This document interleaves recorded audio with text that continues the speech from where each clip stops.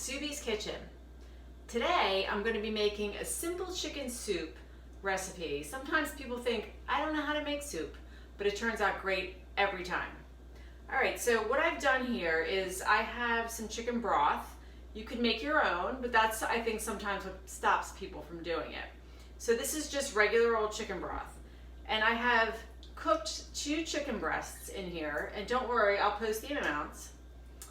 And I put it in here last night while I was doing something else. You only cook them really for about 15 minutes, and then I'm gonna let it just sit there.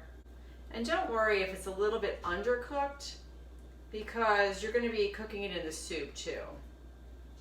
But you do wanna worry if it's overcooked, because if it's really dry, nobody likes dry chicken. And if I have leftover, which I usually will, because I try to make a little extra, so I can freeze it in little containers, then I can take it to work. Because I love soup. Around the edge, there's a little bit of chicken fat. Because I put it in the refrigerator last night. Now you don't have to do this ahead of time, but I think it's kind of nice to be able to get that off, because I don't really love that. Because otherwise it's melted in there.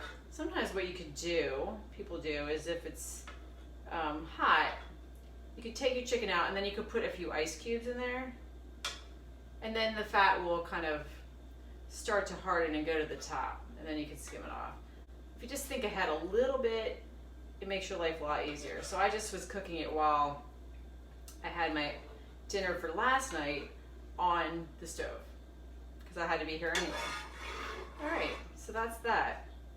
Now I'm gonna just put my chicken stock over by the stove. So I'm gonna just chop up my chicken for later. And it can just be however you want. It can be small. I kind of am just gonna make it like a decent sized little chunk. You want it to be bite sized, but it doesn't have to be teeny. All right, so I got that in there. My chicken. All right, so I like a lot of vegetables in here. And these are, now this carrot, I have one that's, the end was a little sad there. I didn't peel these, I just washed them. And then I'm going to just cut off the ends, because the peel is good for you. These are organic, so it's better than non-organic carrots, because you're going to be eating the skin too. And the skin is very thin anyway, so I think those pesticides penetrate the skin. So you can cut these however you want. I'm just going to do a little on the slant here and put them in my bowl. Now you see this little baby bok choy I have here, and that's just because I had it bok choy in another recipe and I didn't use them all, so I'm putting it in here. Leave nothing. Have a little bit of kale left over, I'll probably throw that in too. This is just a Vidalia onion. You can use whatever kind of onion you like, or no onion, but as I've said before, I don't think it would be very good with no onion, because onion really gets the flavor going. So now the onion I'm going to dice kind of small. And when I cut an onion like this, for example, if I don't use the whole thing, I'll still peel it and everything. I might even chop it up if I have something else that I'm going to use it for tomorrow or the next night, because then it's ready. Or maybe I want it for my eggs in the morning, because I like onions in my eggs. Then it's very nice to have it already done. All right, now I've got my baby bok choy, which I already cleaned. And I'm just gonna chop that up. I've never put the bok choy in my soup before, but I'm gonna put it in today. Bok choy is kind of hearty. If you had something that wasn't as hearty as carrots and celery, then you might want to put it in. It's nice to put the leaves in the soup. It really makes for a nice flavor. So I'm just going to kind of cut this celery down the line here. Although we just had a big snowstorm. But I'm hoping that that's over. Hoping.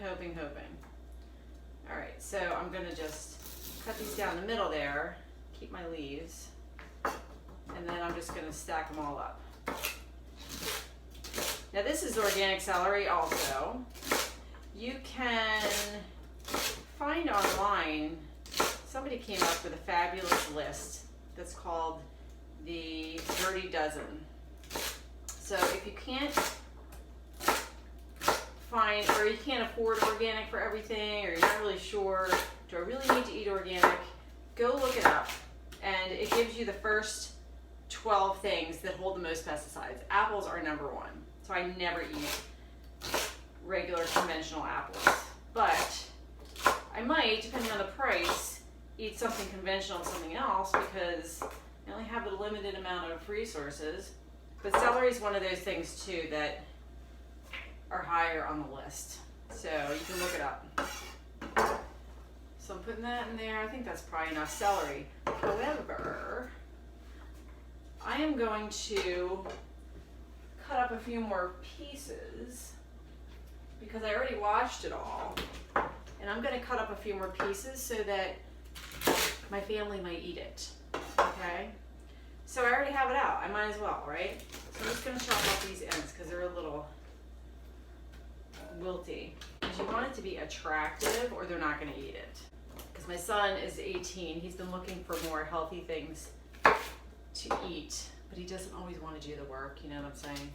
So I'm just going to put this on the bottom because there was a little bit of water on here, and I don't want them to be all wet, so that way it'll catch the moisture. That way it's clear, they can see what's in there. Maybe they'll eat them. I'm also going to put frozen peas, frozen corn. I put my vegetables that I chopped up in my chicken broth. So I'm going to turn that on high. And then I'm going to add my corn and my peas. These are frozen. I'm just going to put them right in. And I have a can of diced tomatoes. These ones happen to be flavored with basil, garlic, and oregano, but you can put plain ones in or whatever you want. So I'm just going to put that in. And I have a half a cup of brown basmati rice. Any kind of brown rice. You could use white rice too, but I like brown rice.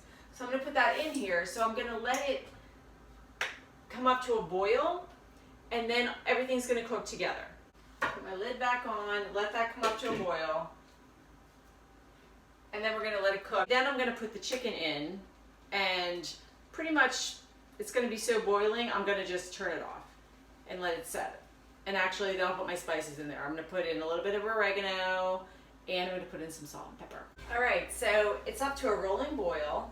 I'm going to turn that down to low. Let it simmer for about 15 or 20 minutes, really till the rice is cooked. All right, and we'll be back.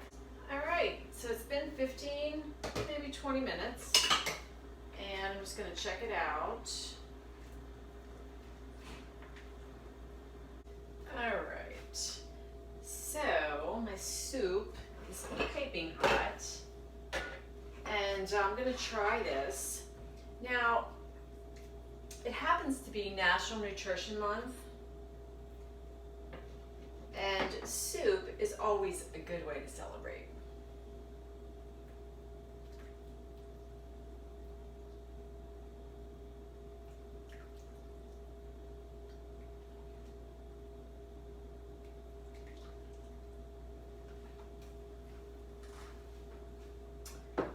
Actually, I'll bring this over here. And I'm serving some cornbread with it. It's a little bit hot still. I like that with muffins or something. Muffins or bread or pumpkin bread. This is really hot.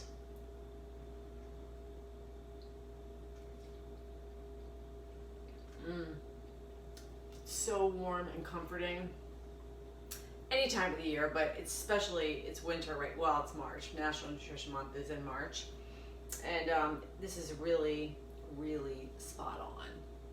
Right? Like me, share me. Next time on Soupy's Kitchen.